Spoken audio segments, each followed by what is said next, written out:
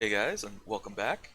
So I've had a lot of people ask, um, I've had a lot of people asking questions about the single target rotation for Shadow Priest.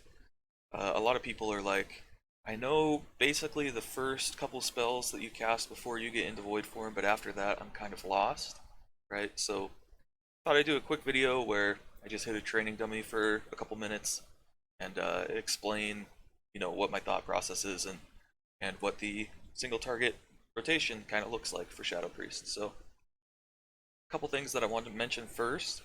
Um, a lot of our talents don't actually affect our single target rotation. For instance, the 25 row, there's nothing in there that really matters as far as your damaging spells go. The 35 row, again, none of that matters. So those are kind of like when if you're listing out the talents, you would put an X in these rows because it doesn't really matter what you take. But aside from that, you definitely want to take Fortress of the Mind. You definitely want to take Twist of Fate, Auspicious Spirits for sure, and then Void Torrent and Hungering Void. Um, this is just like the tried and true best talent setup for single target specifically. So if you're doing like Hungering Destroyer or Artificer Zymox or Shriekwing or any of those single target raid fights, or you're doing like a really hard boss or something on in a Mythic Plus dungeon on Tyrannical or something, uh, anytime you want to run single targets specifically, this is the talent build you want to go with any of these 35 talents and any of these 25 talents. But typically, I run Psychic Horror and Body and Soul. If you have a boss that needs a lot of interrupts, then Last Word is good here. Mind Bomb is pretty much only ever used in PvP, and Psychic Horror doesn't matter at all if you're doing a single target fight like this, because you'll never stun the boss. And then the benefit you get from 25 row Sand Lane is good if you need a lot of Vampiric Embrace healing for the like your raid group or whatever. Intangibility is it makes your dispersion a lot better as a personal. It'll heal you when you're in dispersion, and then Body and Soul is like the go-to because it gives you movement speed every time you press Shadow Word or Power Word Shield. Okay, so let's get into it. I'm gonna go through and talk about stuff as I'm doing it, right? So I'll pause a bunch right here. Right here, I just mouse over all of the talents to kind of show what I'm doing. The other thing I'll mention is if you look down here, it might be kind of hard to see, but I have 22% crit, 20% haste, and 10% mastery, almost 11%. This is not the ideal stat setup that you want if you're doing a single target fight. The reason I'm so crit heavy is because in Mythic Plus, I'm super geared towards Mythic Plus, and Mythic Plus crit and haste is the way you want to go. Although I could benefit from some more mastery in Mythic Plus as well. Single target, your stat priority is haste and mastery, and then it doesn't matter after that. So you may notice that like my mind blasts and my single target spells like that do less damage than they would if I was at like 20% mastery or something. So that's I'll just mention that real quick. My stats are not great for a single target setup. So the other thing I wanted to mention before we begin, sorry for drawing this out so long, but I play Night Fae, as you can see, and that does change the single target rotation a little bit. Just because I'll get more void forms than you would if you were not Night Fae. So if you're playing a Necrolord or a Venthyr or even a Kyrian, if you're playing a Kyrian, then this video is not going to be good for you because the Kyrian Covenant ability throws off the rotation big time. So uh, the stuff in between, like your Covenant cooldown, will be correct for pretty much everybody. But if you're playing Kyrian, uh, you're going to need to look elsewhere for what to do when you pop your Kyrian ability. But anybody else, basically this is what you want to do. So, okay, so let's get into it. There's the talents that I'm running, and then I'm going to do a pull timer right here so that you can see what I would do. Imagine that this is a raid fight, and you can see, so we go down, and then right around 2 seconds, just after 2 seconds, so right now we're at 1.4 seconds left on the pull timer. Depending on your amount of haste, Vampiric Touch has a cooldown of has like a cast time, I mean, of between like 1.5 seconds and 1 second. So depending on where your haste is, you want to start casting your Vampiric Touch around this time, 1.4, maybe a little lower, so that it applies immediately when you hit 0. So you'll notice when I hit play, that's what I start casting. Then I immediately follow it up with a Shadow Word Pain. So I'm not running Misery, so these two dots aren't on here from just my Vampiric Touch. I cast Vampiric Touch and then Shadow Word Pain. And then right after this, you're going to want to follow it up with a Void Torrent. So there you go. And then this Void Torrent will give you enough Insanity. It puts me at 68. That's enough Insanity to throw out a Devouring Plague, which is your next cast right here.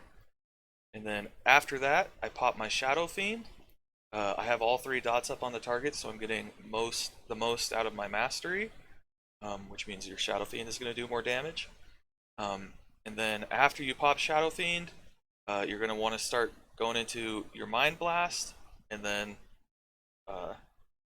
your Void Form. So you can see right here too, I'm running Sinful Revelation as a weapon enchant. That is, a lot of people have varying opinions on Sinful Revelation, whether it's actually good or not. A lot of people say that it's sim bait, but as far as I can tell, in a pure single target situation, Sinful Revelation is actually better than Celestial Guidance. It's just that there aren't a ton of pure single target fights, so maybe like I don't know, Lady Enerva Darkvein or something, where you get ads during the fight. Maybe Celestial Guidance is better on that fight, even though it's mostly a single target fight. But in this scenario where it's just pure single target, Sinful Revelation is what you're going to want to run. So, okay, so now we're about to enter Void Form. What's going to happen when I enter Void Form is the very next global, I'm going to shoot out a Void Bolt, right? Then I'm going to use my Inscrutable Quantum Device trinket. I'm running the Cube trinket, Inscrutable Quantum Device, and then I'm also running the Sinful Gladiator's Insignia of Alacrity, the passive proc intellect PvP trinket. So we go into Void Form, cast a Void Bolt, and then immediately I hit my Inscrutable Quantum Device. It's off the GCD, so you can press your Void Bolt button and then press your Cube button immediately after. A lot of people will macro your trinkets into your other abilities, but I don't like doing that because then you get less than optimal uses of your trinkets sometimes. It does make it that so that you have to press less buttons, right? Because you could just press your Void Bolt, let's say, and it'll cast your trinket for you. But that's, like I said, I don't enjoy doing that. And in Mythic Plus, there are a lot of times where you would end up using your cube when you want to save it for something else. So, okay, so the Void Bolt goes out, and then immediately after this, I'm gonna cast Fey Guardians. Oh, I cast my Devouring Plague first. Okay, yeah. So if you could see before that, I had just over 50 Insanity. So right there, I cast my Devouring Plague to get my third dot back up on the target, and then Power Infusion is also not on the GCD. So what I did was I cast my Void Bolt, I cast my Quantum Device, I cast the Devouring Plague, and then I cast Power Infusion.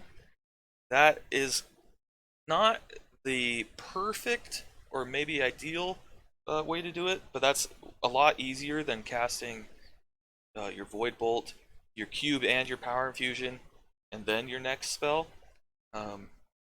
Just because the time, especially when you're in like Lust or something, the time between your GCDs is pretty short. So to be able to cast a Void Bolt, Power Infusion, and your Cube before you get back to your next GCD is pretty high APM. Like you have to press the buttons pretty quickly to not lose a GCD or anything. So I spread it between 2 GCDs. So I cast my Void Bolt, my Cube, another spell, and then my Power Infusion. But really, it can go either way. So if you can manage it, it is better to cast Void Bolt, Cube, Power Infusion, and then that Devouring Plague instead of Void Bolt, Cube, Plague, Power Infusion. So okay, so I Power Infusion myself. You want to make sure you have, if you look up here, I have 19 seconds left on Power Infusion and 13 seconds left on Void Form, and like 19 seconds left on my Cube. This is like a perfect setup. I'm running Hungering Void, right? So every time I crit with my Void Bolt, it's going to make my Void Form longer, which means that by the end of my Void Form, it'll last about the same amount of time as my Power Infusion, which is like the perfect setup. You want to have Power Infusion as long as possible within your Void Form. Okay, so then I pop Fey Guardians. You basically want to use Fey Guardians on cooldown whenever you can. Um, it's just going to make it so that your Void Forms, you get more Void Forms, right? It reduces the cooldown on your Void Eruption by 20 seconds, so you want to use it as soon as possible, pretty much every time, just so that you get more Void Forms over the course of the fight. And then the priority here in Void Form is going to be Void Bolt as often as possible because I'm running Hungering Void. And then when Void Bolt is down, I want to be casting my Devouring Plague as often as possible to stay below 50 or 100 Insanity, to not cap on Insanity. It's not exactly as often as possible. You want to maximize your Devouring Plague uptime is technically what you want to do. So if you have like 70 Insanity, let's say, but you have 5 seconds left on your Devouring Plague, maybe wait a couple seconds before you cast your next Devouring Plague, maybe cast a Mind Blast in that time, just so that the overall duration of your Devouring Plague is longer than it would be had you cast it immediately, right? And then after your Void Bolts and your Devouring Plagues, you just want to make sure you don't sit at 2 charges of Mind Blast for too long. So you never want to have 2 charges of Mind Blast. You want to always be recharging 1 charge and using the other one, right? So the amount of time you spend with 2 charges of Mind Blast ready is time that you're taking away from your next Mind Blast. So keep that in mind. Okay, so Void Bolt, Mind Blast, another Void Bolt, a Devouring Plague, back to my Mind Blast, a Void Bolt, a Devouring Plague, and as you can see, you're kind of just bouncing between these 3 spells. Then right here, right there, I cast a Mind Flay. That's because my Mind Blast, I had used both charges, so they were on cooldown. I didn't have a Mind Blast ready immediately after that that last Devouring Plague. So I filled with a Mind Flay. So that's basically what you want to do. And right here I'm running the Eternal Call to the Void legendary, which can change things a little bit. If you're in a pure single target setup, you want to be running Talbadars, but my Talbadars is only high level 190 right now, so my Eternal Call to the Void legendary is better still. But if you have a better Talbadars, that's definitely what you want to be running. But Talbadars isn't going to change your single target rotation at all. It just makes your damage higher passively. But with the Eternal Call to the Void, depending on how lucky you get with Tentacle procs, it can change your rotation just a little bit, right? Because maybe you'll get a lot more Insanity Gen than you normally would if you get a lot of Tentacle procs. So yeah, it makes casting your Mind Flays a little more important because you're fishing for those Tentacle procs. But other than that, it doesn't really change anything. So you want to fill with Mind Flay when you don't have a charge of Mind Blast to use immediately. So then I'm back into Void Bolt, Mind Blast, I'll Devouring Plague here. Oh, I cast my Void Bolt first, and then Devouring Plague, and then more Void Bolts, another Devouring Plague. Again, I was completely out of Mind Blast charges here, as you can see. So I'm casting another Mind Flay, and you can see my Tentacle procced, so that's nice. Then another Void Bolt, but my Void Bolt runs out. My Void Form runs out right when I try to cast that Void Bolt. So now you're in the interim between Void Forms. So I have another 40 seconds before my Void Form comes back up. So this is where a lot of people kind of get lost and don't know what to do. So what you want to do here is keep your dots. As you can see, my Shadow Word Pain is about to fall off. You want to keep your dots up. So I'm gonna cast Shadow Word Pain here probably, maybe a Vampiric Touch and then a Shadow Word Pain to refresh them both. But you want to keep your dots up as much as possible, and then yeah. So I Mind Blast here, I Shadow Word Pain, then I Void Torrent, and then I'm at 100 Insanity right there, so I cast a Devouring Plague, and now my Vampiric Touch has fallen off, so I'll reapply that, and then we're in this interim phase, like I said, where I have 3 dots up on the target, so I'm getting the most out of my mastery. I have more than 50 Insanity, so I could cast a Devouring Plague here, but because I'm outside of Void Form, my insanity gen is pretty low, so I want to make sure I get the most uptime of this Devouring Plague. So I'm gonna cast the Mind Blast instead. Give it like a couple more seconds, and then I'll cast my Devouring Plague. This just makes the overall duration a little bit longer.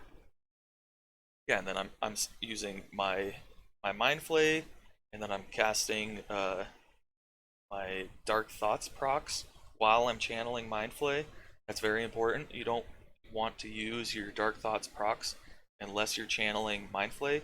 And at the time of this video, it's a bug, but you can cast your Dark Thoughts proc of your Mind Blast while you're channeling Void Torrent. Um, I don't think that's intended, so it might change in the future. That is something that you can do right now. Um, so that's another time that you want to use it, is if you're casting Void Torrent. But yeah, so then I'm just using Mind Flay to fill, and then whenever I can't cast a Devouring Plague or a Mind Blast, I'm casting Mind Flay. So then I refresh my Vampiric Touch, I cast a Mind Blast, I'm casting Mind Flay, and if you see right there, I did something that only Blood Elves can do, and this is just a very, very small min-max thing. I cast Arcane Torrent, and what a lot of people don't know is that Arcane Torrent will give you 15 insanity. So instead of just using it to get rid of magic buffs on your enemies or whatever, you can use it to push yourself from 35 insanity up to 50, so you can cast a Devouring Plague. So this is not it's not super useful, right? Arcane Torrent is on a 2-minute cooldown, and you're just all it's going to do is give you maybe one more cast out of Devouring Plague than you would typically have. So it's not crazy useful. But in a moment like that, where I had 35 insanity and all I was doing was casting Mind Flay, so my insanity gen wasn't very high, that's a good time to use it to push myself over 50. So you'll see right here I Devouring Plague, then I cast my Shadowwork Pain to get that back on the target. Then right here I'm going to Void Torrent because I have all 3 dots up and it just came off cooldown. Then my Void Form is about to come back up, and I'll leave it at that. So Void Form comes back up and I'm just back into the Void Form rotation. So I'll let this finish out real quick. Basically, yeah, I'm just, Void Bolts, Devouring Plagues, casting my Dark Thoughts procs while I'm channeling Mind Flay, trying not to sit at 2 charges of Mind Blast whenever I can, and then Fey Guardians comes back off cooldown, so I pop it immediately, and then I refresh my dots, and now I'm Void Torrenting with all 3 dots up on the target. And with the Fey Guardians, which means my Insanity gen is going to be a little bit higher, which is nice.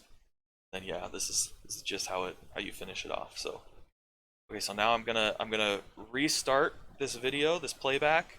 I'm just gonna not say anything and let you guys kind of watch what I do, and it'll be a great time for you to maybe pause and see what's going on differently. So I just want to say thanks for watching.